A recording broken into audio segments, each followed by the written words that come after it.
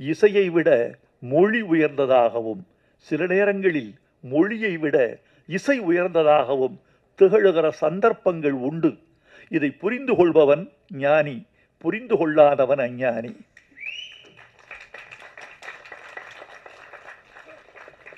பாட்டுக்கு பெயர் வைப்பது யார்? ஒரு குழந்தை பிறந்துருது, இவங்க பிறந்து ஒரு 20 நாட்களில் பெயர் வைத்தார்கள். ஆணுக்கு பெயர், பெண்ணுக்கு பெயர். ஏன் பெயர் வைக்கவில்லை என்றால் என்ன?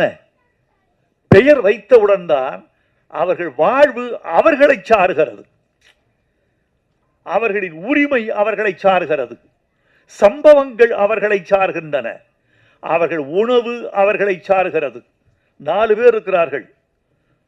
மணி, இவனுக்கு கொடு இந்த இட்லிய, அந்த இட்லி அவனை சேர வேண்டும் என்றால் பெயர். இந்த பழத்தை பிரேமாவுக்கு கொடு, பழம் ஒருத்திக்கு சேர வேண்டும் என்றால் அவள் பெயர். சுகுணாவுக்கு இந்த ஐஸ்கிரீம் கொடு, அந்த பெயர் ஐஸ்கிரீம். இதோ லட்டு இந்த மோகனுக்கு கொடு என்று பெயர் சுட்டவுடனேதான் பொருள் உரிமையாகிறது. பெயர்தான் பட்டா, பெயர்தான் பத்திரம், பெயர்தான் சொத்து, பெயர்தான் நீ, பெயர்தான் ஆதார். அது இருந்தால்தான் நீ இந்தியாவில் நீ. பாட்டுக்கு பெயர் வைப்பது இசையா மொழியா?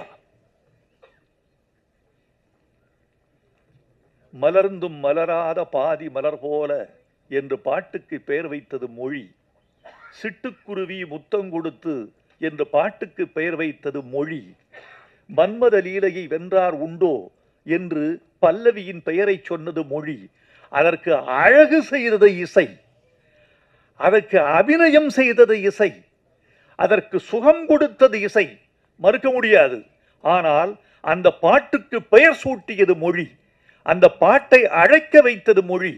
ஒரு பாடலை ஹம் பண்ணி யாராவது இந்த பாட்டை பாடுங்கன்னு சொல்லுவாங்களா?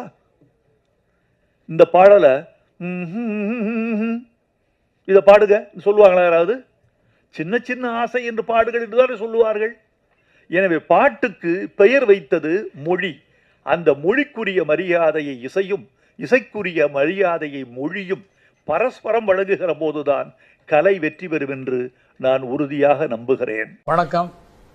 என்னை பார்த்து கொண்டிருக்கிற என்னன்னா, நான் தெரியும் என் பேரெல்லாம் சொல்லி நான் அறிமுகப்படுத்த வேண்டிய சூழ்நிலை இல்லை. உங்களுக்கே தெரியும், கங்கை அமரன் அப்படிங்கிற பேரில் இத்தனை வருஷமாக சுற்றிட்டு இருக்கோம். சினிமாவில் எவ்வளோ பார்த்தாச்சு, நல்லதையும் பார்த்தாச்சு, கெட்டதையும் பார்த்தாச்சு, மோசமானதையும் பார்த்தாச்சு, எல்லாத்தையும் பார்த்தாச்சு. அது இன்னைக்கு பேசுறதுக்கு காரணம், நேற்றோ முந்தா நாளோ ஒரு பெரிய கவிஞர், அவருக்கு வைரமுத்து அவர்கள் எங்களால் வளர்ந்தவர், எங்களால் தூக்கி விடப்பட்டவர், எங்களால் லிஃப்டில் ஏறி மேலே வந்து பாட்டு எழுதினவர், பொன்மாலை பொழுதுன்னு எழுதினவர். அவர் வந்த இடத்தவே காலில் மிதித்து உட்காந்த சேரவே தூக்கி போட்டு மிதிக்கிற மாதிரி ஒரு பேட்டி கொடுத்துருந்தார்.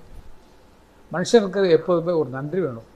நன்றி, என்ன தான் சண்டை வந்தாலும், என்ன தான் வந்தாலும் ஒரு நன்றி. நம்ம வாழ வச்சது, இவங்க நம்மளை ஏற்றலைன்னா நமக்கு கிடச்சிருக்காது, இந்த பேர் கிடச்சிருக்காது.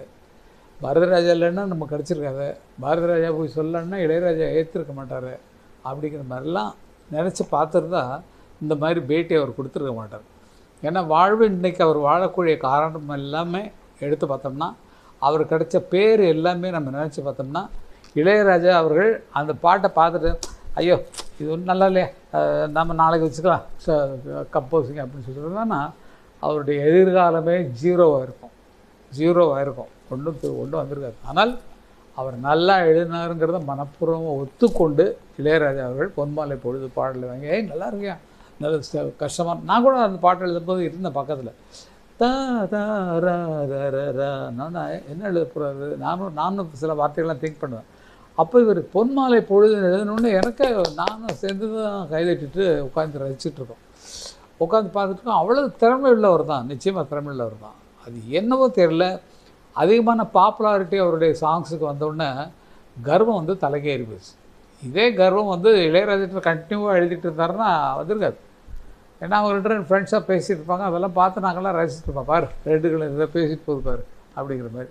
அப்படி இருந்த நட்பை அவர் வந்து இப்படி கொச்சைப்படுத்துவார் அப்படிங்கிறது எனக்கு வந்து தெரியல. இசைக்கு பாட்டா, பாட்டுக்கு இசையா அப்படின்லாம் சொல்லியிருக்காரு. இந்த இசை அப்படிங்கிறது வந்து என்னை பொறுத்த வரைக்கும் நான் நினைக்கிறது என்னென்னா, அது ஒரு பூமி மாதிரி. பூமின்னா இப்போ நம்ம இந்த லேண்டு கட்டிருக்கோமே, வீடு கட்டிருக்கோமே, இந்த மாதிரி ஒரு உலகமாக இருக்கக்கூடிய வெறும் வெற்றி நிலமாக இருக்கக்கூடிய ஒரு இடம் தான். வெற்றி ஏதோ சுதி மீட்டினா தான் வரும், அதில் அந்த காற்று கொடுக்குறது தான் சுதி கொடுக்குவாருங்க. இது சுதி, அந்த வெறும் காற்று மட்டும். இது வந்து அதில் இப்போ நிலத்தில் இருக்கக்கூடிய இடத்த வைரமுத்துங்கிற ஆளை கூட இந்த இடத்த எடுத்துக்கப்பா, இது வந்து இது இது பொன்மாலை பொழுதுன்னு ஒரு பாட்டு எழுதணும் வா, நிழல்கள் படத்தில் பாட்டு வைரமுத்தை கூப்பிடுவா அப்படின்னு சொல்லிட்டு வைரமுத்தை கூப்பிட்டு பாரதி ராஜான்னு போகிறாரு. அந்த பாட்டு எழுதி இந்த இடத்த எடுத்துக்கப்பா, இதுதான் நிலம், மியூசிக்குங்கிற நிலம். இந்த நிலத்தில் அந்த 2 கிரவுண்டில் ஒரு பாட்டு ஒன்று எழுதிக்கிட்டோம்னா அங்கே ஒரு கட்டடம் கட்டலாம். என்ன பாட்டு, என்ன கட்டடம் கட்டலாம்? பொன்மாலை பொழுதுங்கிற கட்டடம். ஃபஸ்ட்டு அவர் கட்டின கட்டடம் பொன்மாலை பொழுது அப்படிங்கிற கட்டடம். அப்போ ஆதாரம் வந்து பூமி தான் மியூசிக், இசை. அந்த இசையின் மேல் எழுந்த கட்டடம் தான் பொன்மாலை பொழுது அப்படிங்கிறது. அந்த இசையில் வந்து பாட்டு இது ஒரு பொன்மாலை பொழுது, இதவே வந்து இது ஒரு பொன்மாலை பொழுது வானமகள் நாணுகிறாள் வேறு உடை பூணுகிறாள் பாட்டு தான் நல்லா இருக்குமா? யோசிச்சு பாருங்க. அப்போ அந்த பாட்டுக்கு எப்படி ருசி கொடுக்கணும், அதில் என்ன எழுதியிருக்காங்க, அதுக்கு வந்து எப்படி அர்த்தத்தில் இசையமைக்கணும் அப்படிங்கிறத பண்ணது வந்து இந்த பூமியாக இருக்கக்கூடிய இசை. அந்த இசையமைப்பாளர் யார் அதுக்கு சொந்தக்காரங்களாக இருக்காங்களோ அவங்க உருவாக்கி தந்த இசைக்கே எழுதும்போது தான் அதை வந்திருக்குது. இப்போ எனக்கு தெரிந்து ஒரு பாட்டோ 2 பாட்டோ தான் அவருடைய பாடலுக்கு இசையமைச்சிருந்தார் இளையராஜா. ஆனால் அத்தனை பாடல்களுக்குமே அவர் டியூன் கொடுத்தா எழுதியிருக்காரு. கரெக்டாக எழுதியிருக்காரு, அதெல்லாம் வேறு விஷயம். ஆனால் இப்படிப்பட்ட சூழ்நிலையில் வந்து அவங்களுக்குள்ள என்ன தகராறு நடந்ததெல்லாம் எங்களுக்கெல்லாம் தெரியாது. நாங்களாம் கேட்டுக்க மாட்டோம். என்னென்ன சண்டை நான் எனக்கெல்லாம் உரிமை இருக்குது கேட்குறது. சும்மாரா அப்படின்னு சொல்லிட்டு போடுவார். அதை பற்றி அதை பற்றி அவர் தான் ஒன்றுமே எடுத்துக்கிறது இல்லையே. பாட்டு நல்லா இருக்கா, அவ்வளோதான். அப்படி அதே தான் நிலைமையில தான் இன்னும் இருக்கிறார். அப்படிப்பட்ட ஒருத்தரை வந்து எவ்வளவு அசிங்கப்படுத்த முடியுமோ, எவ்வளவு என்ன இசைக்கு பாட்டா, பாட்டுக்கு இசையா, பாட்டு தானே நிற்கிறது அப்படின்னா பாட்டு எப்படி நிற்கிது? பல பேர் போகிறவங்க வந்து போனோன்னா இந்த பாட்டு இருக்குன்னா நம்ம இதில் ஒரு பாட்டு இருக்குமே, அந்தி மழை பொழிகிறதுன்றச்சுன்னா தனியாக போகிறோன்னா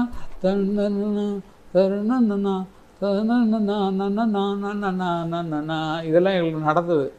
எங்கன்னா ஊரில் வந்து நிறைய தோப்பில் நடந்து போகும்போது கொஞ்சம் பயமாக இருக்கும்.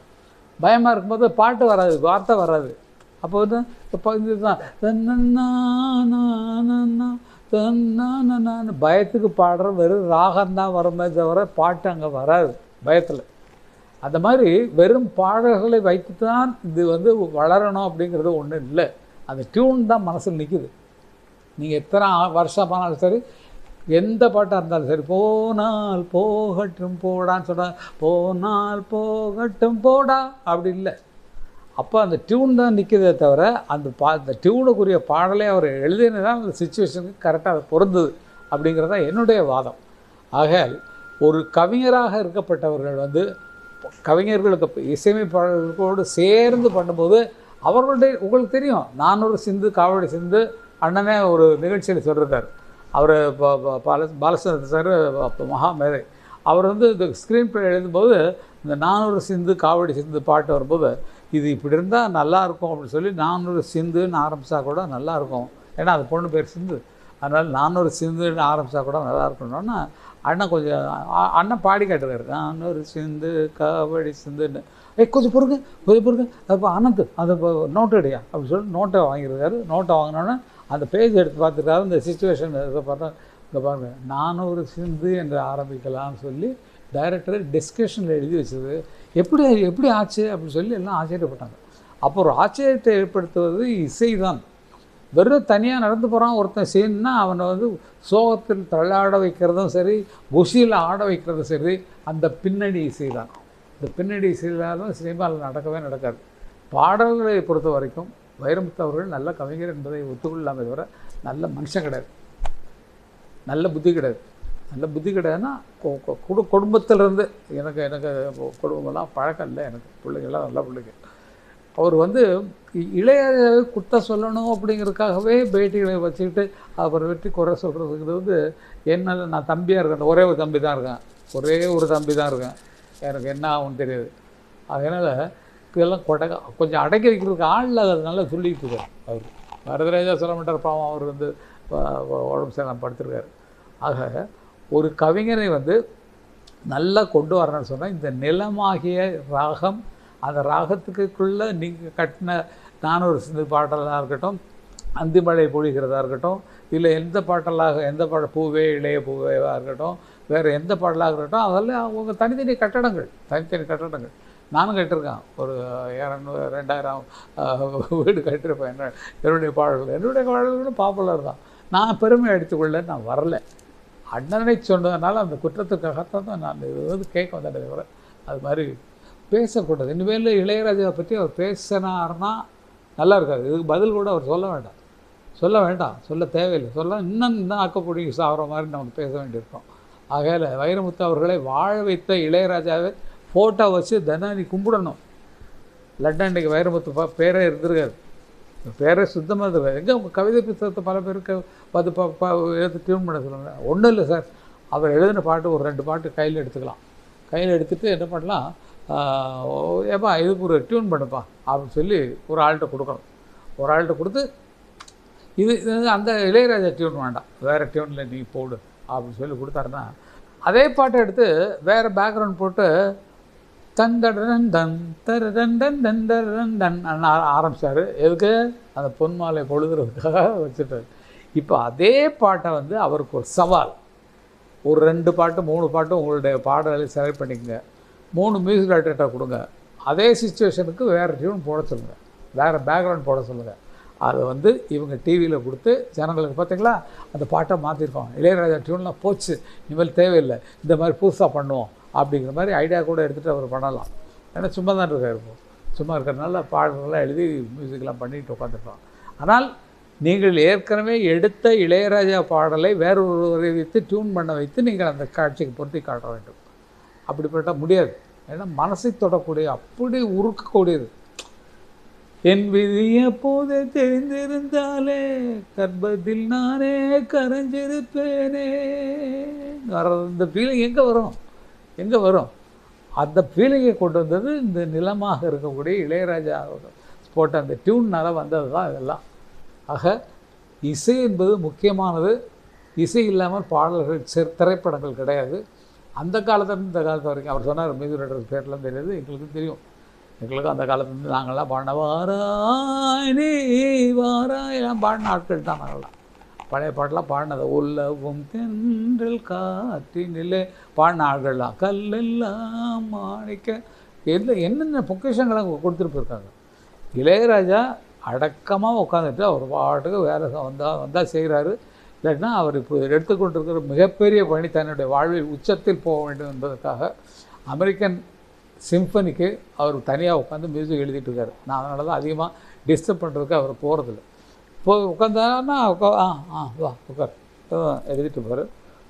அப்புறம் அவர் எடுத்த மியூசிக்கை போட்டு காட்டுவார். சிம்பனியை கேட்க அவ்வளோ அற்புதமாக இருக்கும், அவ்வளோ பிரமாதமாக இருக்கும்.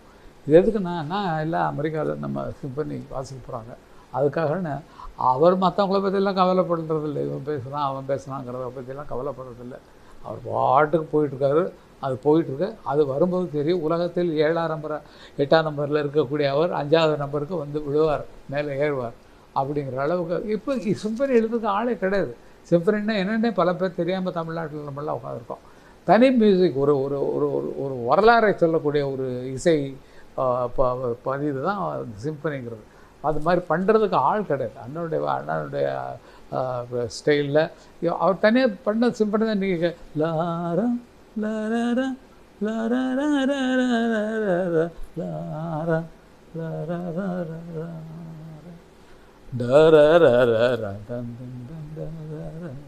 இது வந்து சிம்பனி ஸ்டைலில் ஆரம்பித்தது. இப்போ அவர் இருக்கிற உயரம் சிம்பனியில் எக்கச்சக்கமான உயரம். அந்த உயரத்தை இந்த உலகத்துக்கு காட்ட வேண்டும் என்பதற்காகத்தான் தற்சமயம் உழைத்து கொண்டிருக்கிறத தவிர வேலையை விட்டுட்டு உட்காரல, அடுத்தவனை போகிறவங்க வேண்டி பேசலை, என்னடா கழிச்சான் என்னடா எழுதிருக்கான் அப்படிங்கிறதெல்லாம் நல்லா சொல்லலை.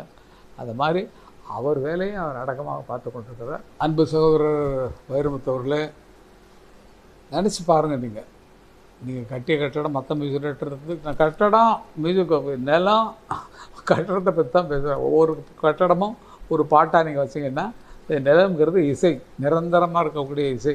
இதில் பல கட்டடம் நீங்கள் கட்டிட்டீங்க, பல கட்டடம் கட்டியிருக்கீங்கன்னா அந்த கட்டடங்கள்லாம் அப்படி எப்படி இருக்குது. இப்போ இளையராஜா நமக்கு கட்டடம் தர்றதுக்கு இடம் தர மாட்டேங்கிறாரேங்கிற ஆதங்கம் உங்கள் இதில் தெரியுது. அது நடக்காது. அண்ணன் அவ்வளோ தூரம் இதில் இருக்கார், நாங்கள் கேட்க முடியாது.